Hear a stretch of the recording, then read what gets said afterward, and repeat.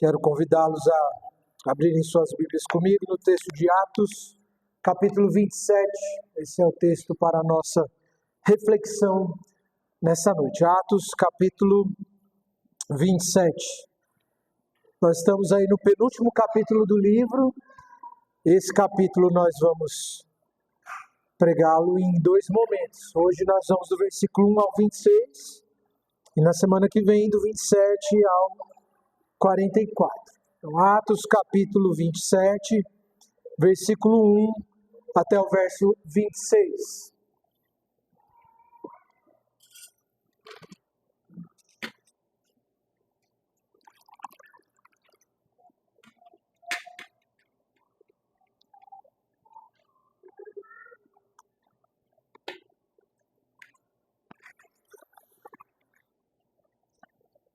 Atos 27, do 1 ao 26. Eu farei a leitura, os irmãos podem acompanhar comigo. Então diz assim: Quando foi decidido que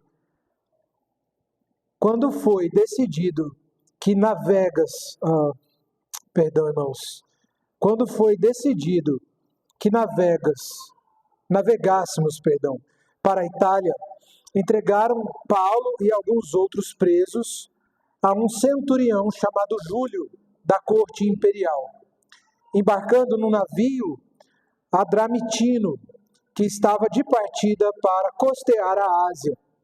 Fizemo-nos ao mar, indo conosco Aristarco, macedônio de Tessalônica. No dia seguinte, chegamos a Sidom, e Júlio, tratando Paulo com humanidade, permitiu-lhe ir ver os amigos e obter assistência. Partindo dali, navegamos sob a proteção de Chipre, por serem contrários os ventos. E tendo atravessado o mar ao longo da Cilícia e Panfilha, chegamos a Mirra, na Lícia. Achando ali o centurião, um navio de Alexandria, que estava de partida para a Itália, nele nos fez embarcar. Navegando vagarosamente muitos dias, e tendo chegado com dificuldade defronte de Cnido, não nos sendo permitido prosseguir por causa do vento contrário, navegamos sob a proteção de Creta, na altura de Salmona. Costeando-a penosamente, chegamos a um lugar chamado Bons Portos, perto do qual estava a cidade de Lazéia. Depois de muito tempo, tendo se tornado a navegação perigosa, e já passado o tempo do dia do jejum, admoestávamos Paulo, dizendo-lhes: Senhores, vejo que a viagem vai ser trabalhosa, com dano e muito prejuízo, não só da carga e do navio, mas também da nossa vida. Mas o centurião dava mais crédito ao piloto e ao mestre do navio do que ao que Paulo dizia.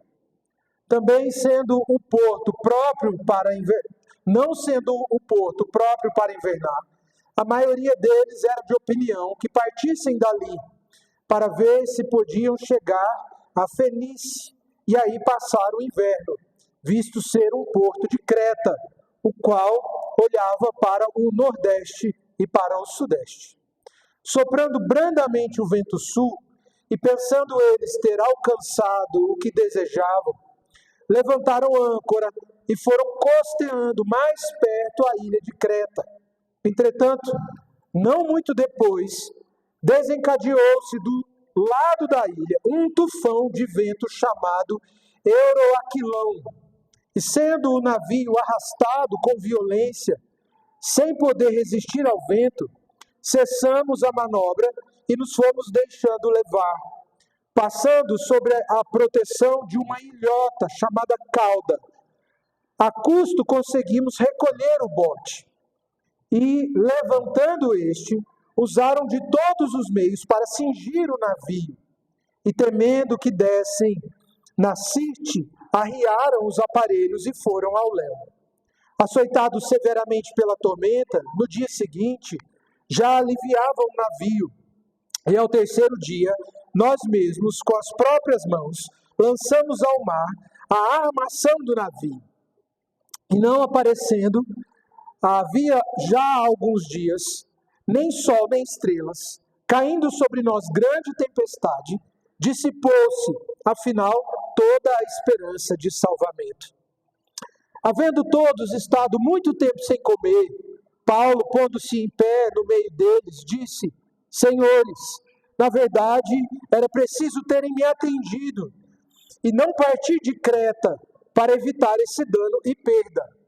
Mas, já agora, vos aconselho bom ânimo, porque nenhuma vida se perderá de entre nós, mas somente o navio. Porque esta mesma noite, um anjo de Deus, de quem eu sou e a quem sirvo, esteve comigo, dizendo: Paulo, não temas, é preciso que compareças perante César. E eis que Deus, por sua graça, te deu todos quantos navegam contigo. Portanto, senhores, tende bom ânimo, pois eu confio em Deus, que sucederá do modo por que me foi dito. Porém, é necessário que vamos dar a uma ilha. Até aí, irmãos, vamos orar, fechemos os nossos olhos, oremos ao Senhor. Pai Santo, mais uma vez nós nos colocamos na sua presença em oração, e nesse momento, ó Deus bendito, em que lemos a sua palavra, clamamos pela iluminação e direção do Teu Espírito Santo sobre nós. Que o Senhor fale conosco, ó Deus, apesar das nossas limitações, e aplique a sua palavra em nosso coração. É em nome de Jesus que nós oramos. Amém. Meus irmãos, o tema para a nossa reflexão nessa noite é enfrentando a tempestade. Esse é o tema para a nossa reflexão, enfrentando a tempestade. E as crianças que vão fazer suas anotações e aquelas que forem fazer um desenho da exposição, vocês podem desenhar um barco no meio de um mar muito agitado. Mas sempre quero encorajá-los principalmente as que já escrevem, a fazerem as suas anotações também, e não apenas o desenho. Mas esse é o desenho que eu quero sugerir para vocês. Pois bem, meus irmãos, nós estamos chegando aqui ao final do livro de Atos, esse livro que foi escrito por Lucas, que escreveu tanto o Evangelho quanto o livro de Atos. Há quem diga que Lucas Atos são apenas um único volume, onde no Evangelho Lucas relata o ministério de Jesus e no livro de Atos a continuidade do ministério de Cristo através da ação do Espírito e dos apóstolos. Mas algo que nós podemos perceber aqui no livro de Atos é que a obra missionária empreendida pelos apóstolos, especialmente pelo apóstolo Paulo, cujo texto narra que em grande medida as suas viagens, foram tarefas e empreitadas extremamente desafiadoras. Quando nós olhamos para a vida e para o ministério do apóstolo Paulo, nós podemos perceber quantas lutas, perseguições e cadeias que nosso irmão teve de enfrentar. E de alguma forma, a vida do apóstolo Paulo e as lutas, as adversidades que ele enfrentou ao longo de todo o seu ministério, nos remetem à própria natureza da vida cristã. E é curioso pensar que a Escritura mesmo, ao falar a respeito da vida cristã, ela usa certas analogias. Então você provavelmente, estudando as cartas de Pedro, as cartas do apóstolo Pedro, você já tenha se deparado com o fato de que Pedro, ele faz referência à vida cristã como uma peregrinação no deserto, se valendo inclusive do relato do Antigo Testamento, mostrando como que a própria peregrinação do povo hebreu no deserto, de alguma forma aponta para a vida cristã. Ou seja, nós estamos numa caminhada, nós estamos numa peregrinação até a terra prometida, e nessa peregrinação nós enfrentamos desafios, nós enfrentamos percalços, somos chamados a nos desvencilhar de tudo aquilo que nos impede a prosseguir nessa caminhada cristã. A linguagem de Pedro é que nós devemos nos desembaraçar. Nos desembaraçar. Essa é a mesma linguagem que o autor aos Hebreus utiliza lá no capítulo de número 12 para descrever a carreira. É outra analogia, é outra figura de linguagem que o texto das Escrituras utiliza para falar a respeito da vida cristã. Ela é como uma corrida. E é curioso porque a linguagem que o texto utiliza em Hebreus dá a ideia não de uma corrida curta, mas de uma maratona extensa, longa e até mesmo extenuante. Inclusive a palavra que o autor aos Hebreus utiliza para se referir a essa carreira cristã é a agonia, agona, mostrando que muitas vezes na vida cristã nós somos submetidos e levados a circunstâncias que de fato nos trazem grande agonia. E ele vai nos encorajar, obviamente, a correr essa carreira olhando fixamente para o autor e consumador da nossa fé, que é o Senhor Jesus. Então nós vimos que a Bíblia fala da peregrinação. Pedro usa essa linguagem, fazendo referência à peregrinação do povo de Israel no deserto, para se referir à vida cristã. O autor aos Hebreus vai fazer uso da linguagem do atleta, da corrida, da maratona extenuante, para descrever a vida cristã, que traz seus desafios e mesmo sofrimento. Mas aqui no capítulo de número 27 de Atos, nós vemos aquilo que durante a história da igreja, alguns estudiosos e comentaristas expuseram e trataram como uma espécie de anatomia da alma cristã.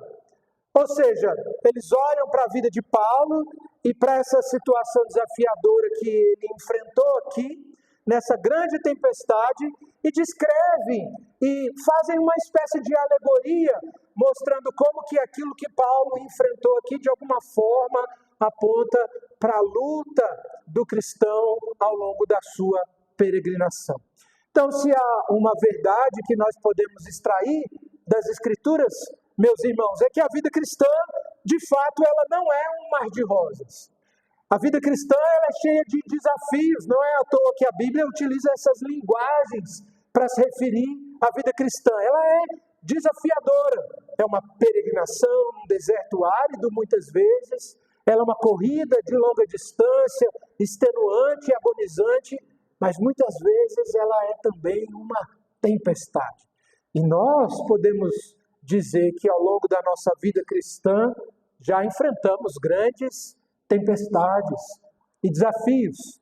E nós veremos que aqui nessa passagem, Lucas, o autor inspirado, a partir desse relato que ele faz do trajeto do apóstolo Paulo até Roma, quais lições nós podemos extrair de uma passagem como essa para enfrentarmos as tempestades da vida cristã e os desafios da vida cristã? É óbvio, nós não precisamos necessariamente alegorizar o texto, essa passagem traz ensinamentos preciosos para as nossas vidas e eu espero, meus irmãos, poder apresentá-los aqui aos irmãos a partir da exposição desse texto. Mas se nós nos lembramos, o texto relata aqui esse longo período de julgamento em que aqui o apóstolo Paulo foi submetido. Se você se lembra, ele havia sido liberto de ser linchado por Cláudio Lísias, que posteriormente vai remetê-lo às devidas autoridades para que ele fosse julgado. E Paulo, então, passa a ser julgado por diversas autoridades romanas. Se os irmãos se lembram, ele é julgado por Félix, ele é julgado por Festo, e aí, por último, ele é ouvido por Agripa e sua mulher Berenice.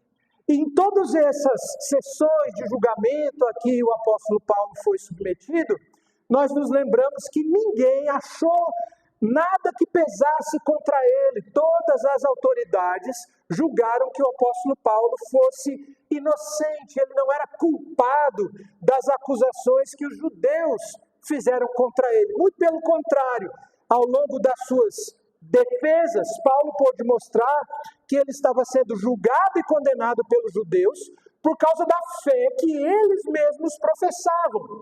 Ele cria nas escrituras do Antigo Testamento, ele acreditava nas profecias do Antigo Testamento que falavam a respeito do Messias, ele cria na doutrina da ressurreição dos mortos, mas ele cria que tudo isso havia se cumprido na pessoa e na obra do Senhor Jesus. O Cristo, aquele que era de fato a esperança dos judeus. No entanto, os judeus haviam rejeitado o apóstolo Paulo e queriam de toda forma que ele fosse morto.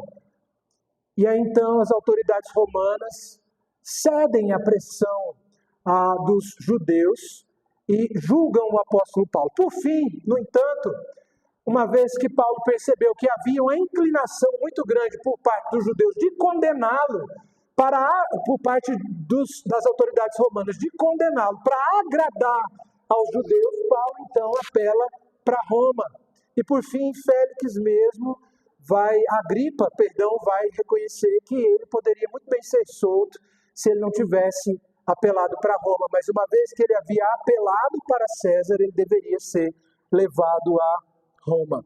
E o que o texto nos mostra então é esse trajeto. Paulo agora está sendo encaminhado para Roma para ali prestar depoimento diante do imperador. O que nós vimos, irmãos, a essa altura já era Nero.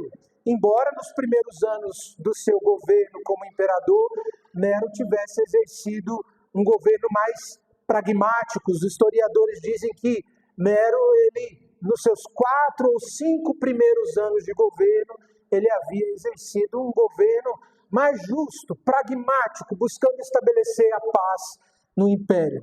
No entanto, após esse período é que Nero passa a tratar os cristãos com grande violência, acusando eles de terem ateado fogo em Roma. Essa viagem, então, essa primeira parte da viagem, narrada aqui no texto, do versículo 1 até o versículo de número 26, ela nos mostra o quão desafiadora essa viagem foi. Mas, a despeito dos desafios que nós podemos ver que o apóstolo Paulo enfrentou ao longo dessa sua viagem, nós podemos ver nessa passagem que tudo estava acontecendo de acordo com a vontade de Deus e que o Senhor haveria de preservá-lo para que ele então pudesse testemunhar do Evangelho em Roma. Porque foi exatamente isso que Paulo fez ao longo de todo esse tempo em que ele precisou prestar depoimento diante das autoridades. Paulo não apenas fez uma defesa de si mesmo, meus irmãos. Antes de tudo, Paulo foi uma testemunha viva do Senhor Jesus. E não seria diferente quando então chegasse em Roma. E aí na primeira parte do texto, do versículo 1 até o versículo de número 8, o texto nos mostra o início da viagem e o começo dos problemas. Essa é a primeira parte da passagem, do versículo 1 até o versículo 8. O início da viagem e o começo dos problemas. O texto vai mostrar, então, quem estava com Paulo nessa viagem. E a passagem, ela faz referência aqui a alguns personagens importantes. O primeiro deles a ser mencionado aqui no texto é Júlio, que era um centurião da corte imperial. Ele era um soldado importante, um comandante de um número considerável de soldados. Há quem diga que ele era comandante de um tipo de batalhão de elite do Império Romano, que estava aqui agora destacado para fazer essa escolta do apóstolo Paulo até Roma. O que a gente vai ver ao longo do texto é que Paulo pôde contar com a cordialidade, com a gentileza de Júlio, muito provavelmente tendo sido informado pelas autoridades que Paulo havia sido achado inocente e que era também cidadão romano. E por isso nós podemos ver aqui a gentileza ou cortesia com que ele vai tratar o apóstolo Paulo ao longo dessa viagem, permitindo, inclusive, que o apóstolo Paulo visitasse seus amigos e pudesse receber todo tipo de assistência, como nós vemos no versículo de número 3. Mas o texto vai mencionar também um homem chamado Aristarco, que havia sido um macedônio, que havia se convertido a Cristo e que se tornara um companheiro do apóstolo Paulo e que embarca com o apóstolo Paulo nessa viagem até Roma de forma voluntária, muito provavelmente, irmãos, procurando encorajá-lo e confortá-lo. A despeito do texto bíblico narrar aqui o naufrágio que o apóstolo Paulo, pelo qual ele vai passar, se os irmãos considerarem aquilo que Paulo diz quando escreve aos Coríntios, lá no capítulo de número 11, verso 25 a 28, nós vemos ali o apóstolo Paulo fazendo uma espécie de apresentação do seu currículo e de tudo aquilo que ele havia sido submetido. E naquela passagem, o apóstolo Paulo vai dizer que tinha passado por naufrágio 3 vezes. O que é curioso é que ele escreve a segunda carta aos Coríntios antes da sua viagem a Roma. Então, provavelmente, numa terceira ou quarta carta, que se perdeu ao longo da história, Paulo de fato escreveu. Ele talvez tivesse registrado, olha, além daquelas 3, eu passei por mais uma. Mas fato é que Paulo provavelmente estava angustiado no seu coração, e aqui ele conta com o apoio e a amizade de Aristarco. Mas está subentendido aqui no texto que Lucas também estava com ele.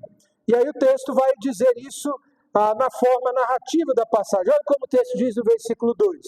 Embarcando num navio adramitino, que estava de partida para costear a Ásia, fizemos-nos ao mar, indo conosco Aristarco, macedônio de Tessalônica. O que nos mostra, meus irmãos, que o registro que nós temos aqui do naufrágio, ele foi registrado a partir de uma testemunha ocular. Ele foi registrado a partir de alguém que estava presente em toda aquela situação, em toda aquela circunstância. E isso traz credibilidade para o texto bíblico. Historicamente, os críticos, os céticos em relação à veracidade do texto de Atos questionaram a narrativa que nós encontramos aqui. No entanto, academicamente, os historiadores, inclusive mais céticos hoje, têm reconhecido a veracidade dos fatos históricos narrados aqui no capítulo de número 27, o que só poderia acontecer a partir de uma testemunha ocular. E é exatamente o que nós temos aqui. Nós temos Lucas, que está presente naquela viagem e que registra todos os fatos.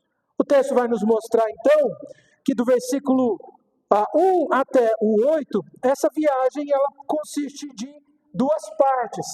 Porque primeiro eles embarcam num navio menor, num barco menor, de menor porte, e depois então eles embarcam num barco, num navio maior.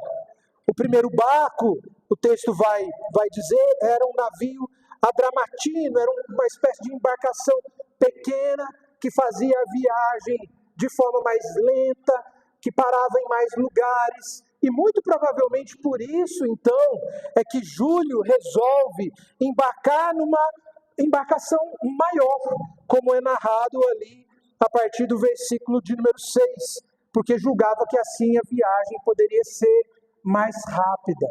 Curiosamente, a partir do versículo de número 6, o que a gente vê é que a viagem, se antes estava lenta, agora ela se tornou extremamente perigosa.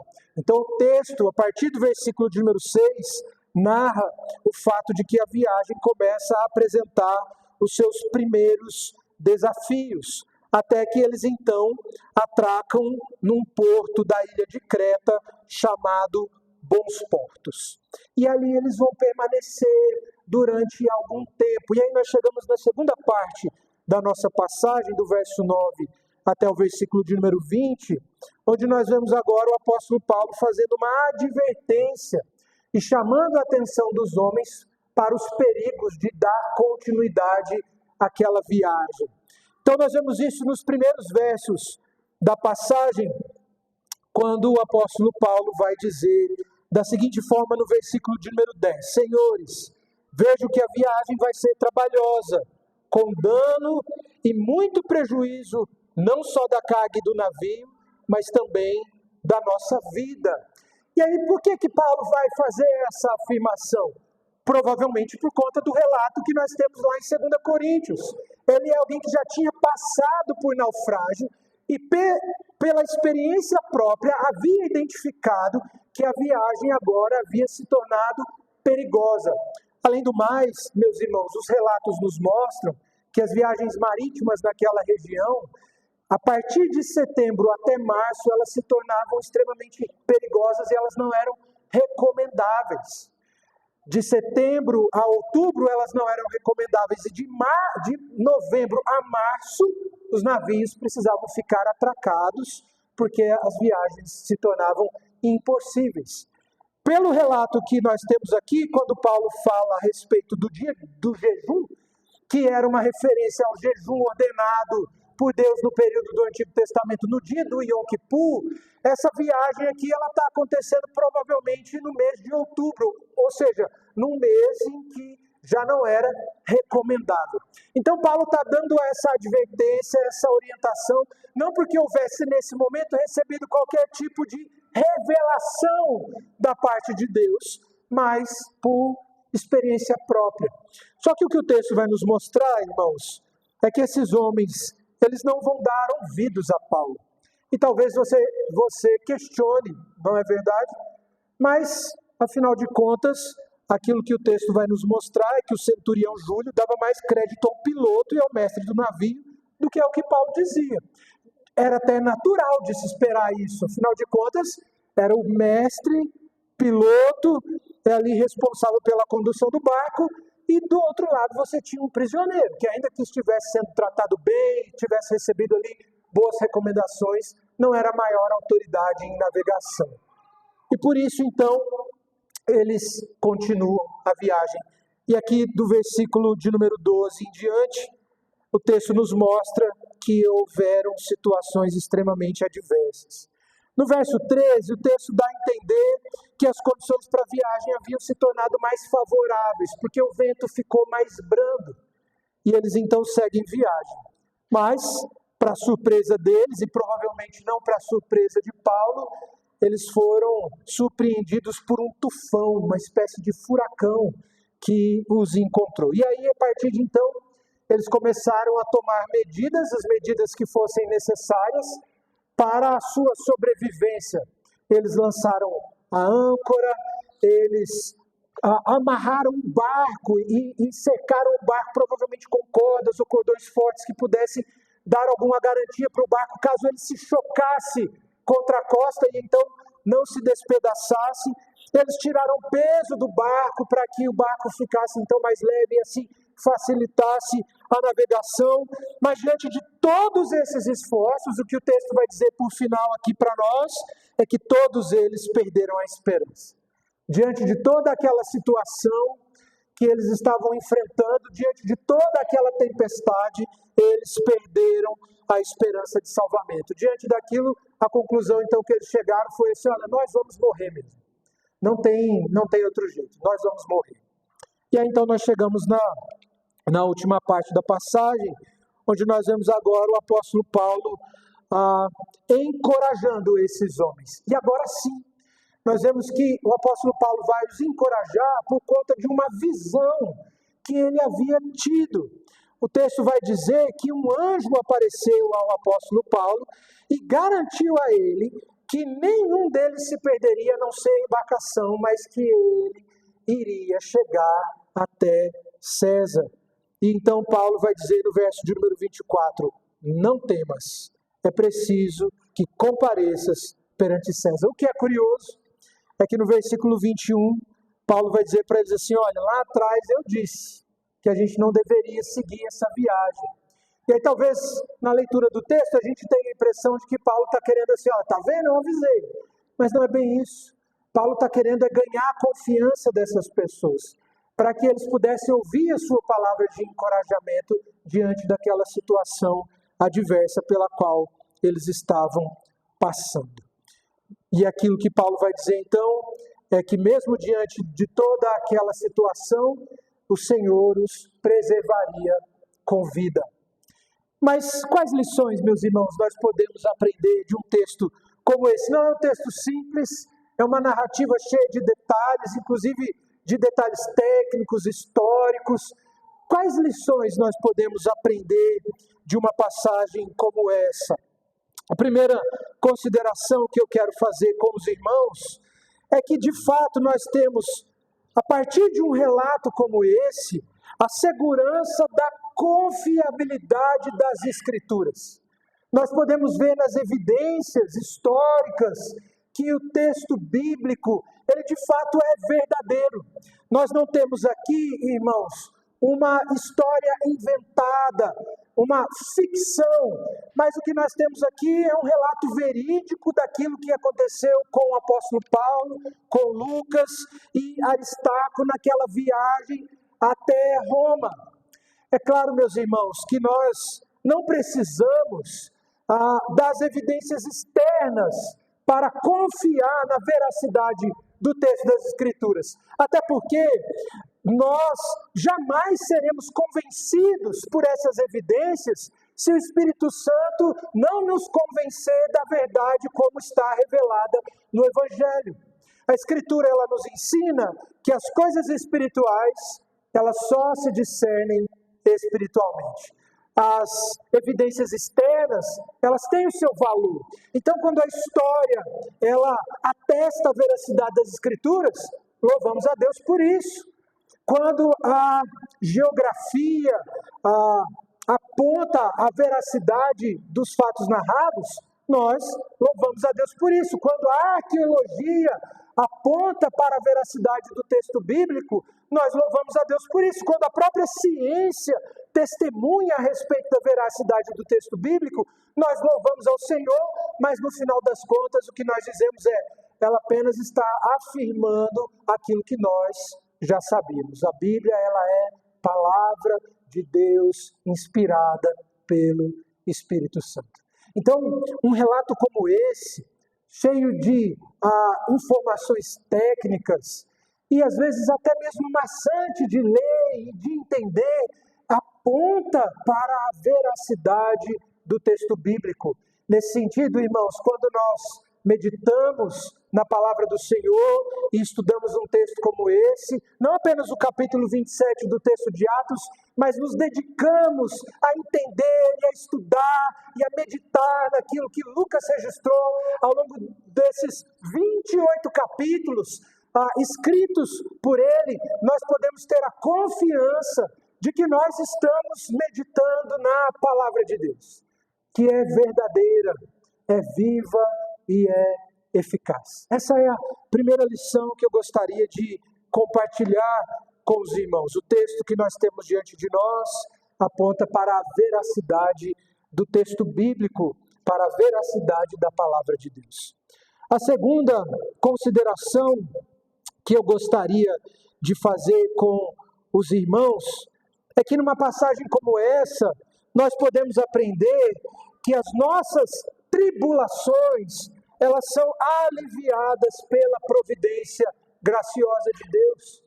Se nós podemos dizer, irmãos, como nós temos afirmado aqui, que a vida cristã é uma peregrinação, nós estamos caminhando e podemos entender, é como uma peregrinação no deserto, porque ao longo de todo esse trajeto, nós estamos sujeitos a inúmeras adversidades, desafios, contratempos, situações que provam a nossa fé, como o apóstolo Paulo foi provado ao longo de muitos eventos, como narrados aqui. Diante dessas circunstâncias, das tribulações pelas quais nós temos de passar e enfrentamos na vida cristã, à luz de um texto como esse, nós podemos perceber o quanto o Senhor, Ele alivia as nossas tribulações pela sua providência graciosa. E como nós podemos ver isso daqui, meus irmãos? Como nós podemos ver isso daqui nessa passagem? Nós podemos ver isso na cordialidade de Júlio, no trato com o apóstolo Paulo, em permitir que ele visitasse seus amigos, recebesse assistência. Nós vemos a providência de Deus aliviando a tribulação por meio da presença de amigos que se voluntariaram para estar presente com o apóstolo Paulo durante essa viagem. E aí talvez você se lembre que a Escritura fala algo muito importante sobre a presença de amigos em momentos de angústia. Você se lembra? Que a Escritura diz assim, ama um amigo, mas na angústia nasce um irmão. Você já parou para pensar que bons amigos são providência de Deus para aliviar as tribulações do nosso coração? Você já parou para louvar a Deus pela vida dos seus amigos? Não se importe se você não tiver muitos, normalmente os bons amigos são poucos mesmos. Os bons amigos normalmente não são muitos, são poucos, mas são aqueles que estarão conosco nas horas mais difíceis e se farão, muitas vezes, mais chegados até mesmo do que irmãos. Deus alivia a tribulação do nosso coração, muitas vezes pela presença de bons amigos nas nossas vidas. Hoje pela manhã, irmãos, falando sobre a importância disso, principalmente de no meio da igreja, nós sermos amigos uns dos outros, nós trouxemos aqui uma definição que aprendi recentemente a respeito do que é um bom amigo e como isso é impactante. O que é um bom amigo? Talvez a gente pudesse dar exemplos práticos, é aquele que te ajuda ou te reprova, mas essa definição que nós apresentamos hoje, ela é impactante porque ela afirma que um bom amigo é aquele que tem muitas informações a seu respeito, informações que poderiam inclusive te destruir. Mas ele não faz isso, porque ele te ama.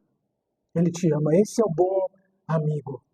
Aquele que está presente no momento da dor, aquele que lhe encoraja em momentos de abatimento, aquele que lhe reprova em momentos em que você deve ser reprovado e repreendido. Mas os bons amigos são a providência de Deus para aliviar as nossas tribulações, para trazer alento em momentos de crise. Nós louvamos a Deus pela vida deles, mas nós louvamos sobretudo ao Senhor, que é aquele que, por meio de bons amigos, que são causas secundárias, cumprem a sua vontade nas nossas vidas. Então nós vemos isso daqui. As nossas tribulações, elas são aliviadas pela providência graciosa de Deus, pela cordialidade das pessoas de quem a gente menos espera, pela presença de bons amigos. Quantas vezes, meus irmãos, você talvez já tenha passado por dificuldades em meio às lutas, você experimentou certas atitudes, circunstâncias que trouxeram alívio para o seu coração. Quantas vezes? Deus, de forma graciosa, alivia as nossas tribulações pela sua providência. Mas a terceira consideração que eu gostaria de fazer aqui, à luz dessa passagem, é que nós vemos que, mesmo nesse momento tão difícil, e é tão maravilhoso quando a gente percebe isso no texto das Escrituras, e antes de chegar nesse ponto, eu queria te lembrar de um relato que o texto bíblico chama a nossa atenção, para o qual chama a nossa atenção, no próprio texto de Atos, que é o martírio de Estevão. Naquele momento de grande angústia, naquele momento de grande aflição, onde Estevão seria martirizado. E esses momentos de angústia, meus irmãos, eles são momentos de grande provação para as nossas vidas. Nós precisamos lutar contra a incredulidade quando nós passamos por aflição, porque nesses momentos de aflição, a tendência do nosso coração é questionar a providência de Deus, questionar a bondade de Deus, questionar a existência do Senhor. Nesses momentos de aflição, a nossa fé, ela é provada e muitas vezes ela revela aquilo que está no nosso coração. E nós somos surpreendidos, porque muitas vezes aquilo que a provação mostra é que aquilo que está no nosso coração não é algo muito bom. Só que quando a gente olha para o exemplo de Estevão, nós vemos um homem que se parecia com Cristo, que sendo ali martirizado, assim como seu Senhor, clamava a Deus por perdão para aqueles que o apedrejavam. Então você percebe, meus irmãos, como que nós temos aqui lições preciosas sobre como nós devemos agir e reagir em momentos de tribulação. Nós vimos o exemplo de Estevão, não apenas de Estevão, mas nós podemos nos lembrar dos discípulos que, estando presos em cadeias, cantavam ao Senhor. Você já parou para pensar, na hora que a gente está aflito, o que você pode fazer? Cante ao Senhor. Cante ao Senhor. A gente falou na quinta-feira aqui, cante um salmo e espante o diabo. Aí eu vi um pastor pregando recentemente e ele disse uma coisa que me chamou a atenção. Ele falou assim, cantar salmo é uma coisa boa para espantar capeta. Então, quando você estiver passando por tribulação, cante. Nós vemos aqui, e eu estou citando esses exemplos apenas para mostrar como crentes em Cristo Jesus, em momentos de aflição, nós devemos agir e reagir em conformidade com aquele que nos salvou. Em momentos de aflição, em momentos de tribulação, em momentos em que nós passamos por tempestades, nós precisamos, meus irmãos, agir em conformidade com a palavra de Deus e, inclusive, sendo bênção na vida daqueles que estão à nossa volta. Inclusive, sendo bênção na vida daqueles que estão à nossa volta. Eu quero dar aqui mais um exemplo. O exemplo do próprio Senhor Jesus. Esse, obviamente, quanto nós poderíamos falar de Cristo, que nos abençoou em momentos de tribulação, mas quando o Senhor Jesus estava prestes a ser crucificado, ele estava lavando os pés dos discípulos. Ele estava lavando os pés dos discípulos. E aqui nós vemos esse exemplo em Paulo, meus irmãos, que diante da iminência do naufrágio daquele barco, por meio da sua sabedoria, ele procurou influenciar aqueles que estavam ao seu redor. Ele foi bênção na vida daqueles que estavam ao seu redor.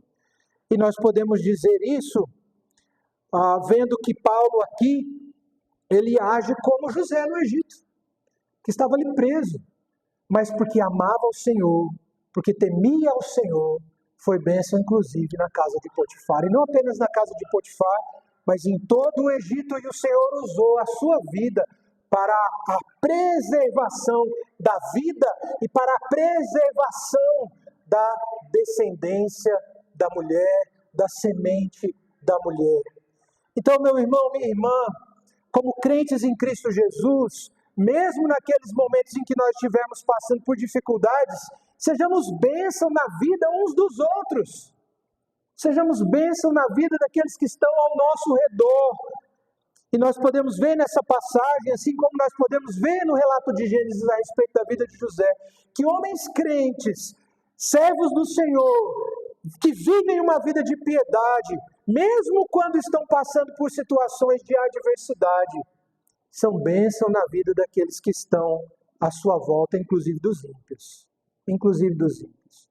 Mas muitas vezes, irmãos, por causa da dureza do nosso coração, do nosso pecado, nós damos um testemunho muito ruim para aqueles que estão à nossa volta quando nós estamos sofrendo. Mas nesses momentos em que nós somos provados e a nossa fé é provada e nós temos que lutar contra a incredulidade, nós precisamos confiar na providência de Deus e assim agirmos como aqueles que foram transformados pela palavra e que têm uma esperança que transcende a vida terrena que nós temos hoje aqui. E eu quero ir para a última aplicação, então, que é justamente sobre a necessidade de confiarmos na palavra em momentos de tribulação, em momentos em que nós estivermos enfrentando tempestades. Já disse que nessas horas, meus irmãos, nós precisamos lutar contra a incredulidade. E como Paulo, aqui nessa passagem, vai procurar confortar o coração daqueles homens que poucos versículos atrás, 2 versículos atrás, estavam sem esperança nenhuma. Ele vai confortar esses homens por meio da palavra de Deus. Perceba, ele chama aqueles homens, meus irmãos, a confiarem na palavra do Senhor. É o que está aqui nesses versos finais, do versículo 22 ao 26. Ele chama aqueles homens a confiarem na palavra de Deus. E meus irmãos, é isso. Na vida cristã, nessa peregrinação, que muitas vezes parece uma peregrinação no deserto, nessa carreira, nessa corrida de longa distância, que muitas vezes é extenuante, nessa tempestade, que muitas vezes pode estar lá dentro do nosso coração, da nossa alma, nós precisamos confiar na palavra de Deus. E aquilo que esse texto está dizendo, Paulo está dizendo assim, olha, ninguém vai morrer, pode ficar todo mundo tranquilo, porque Deus disse que eu preciso chegar e falar o evangelho lá em Roma. Esse era o propósito do Senhor, e na vida do apóstolo Paulo isso se cumpriria, assim como já havia sido dito anteriormente. Ele chegaria lá, e ele poderia confiar então na promessa do Senhor de que ele estaria perante o imperador anunciando o evangelho. Porque o Senhor havia prometido isso a ele deveria descansar na palavra e na promessa do Senhor. O Senhor, meus irmãos, Ele não nos promete uma caminhada tranquila. O Senhor não nos promete uma vida sem desafios, uma peregrinação sem percalços. Ele nos alerta para o fato de que essa corrida ela é agonizante mesmo. Mas a despeito do Senhor não nos prometer, meus irmãos, uma caminhada, uma corrida tranquila, Ele nos garante uma chegada certa. Por isso nós podemos confiar na palavra do Senhor, que a despeito das lutas que nós temos de enfrentar aqui, meus irmãos, enquanto nós vivemos nessa peregrinação e tivermos de enfrentar essas tempestades, nosso coração deve estar seguro no cumprimento da palavra do Senhor sobre nós. Ainda que tenhamos de enfrentar desafios, meus irmãos, nós estamos certos de que haverá o dia em que nós não teremos de enfrentar nenhuma tempestade mais, pois nós estaremos plenamente seguros em Cristo. Por isso, diante das lutas, das tempestades que nós tivemos de enfrentar na vida e na carreira cristã, nós possamos fazer isso com plena confiança na palavra de Deus. Que Deus nos abençoe, meus irmãos. Quero chamar aqui então os nossos presbíteros à frente para nos auxiliar na distribuição dos elementos da ceia.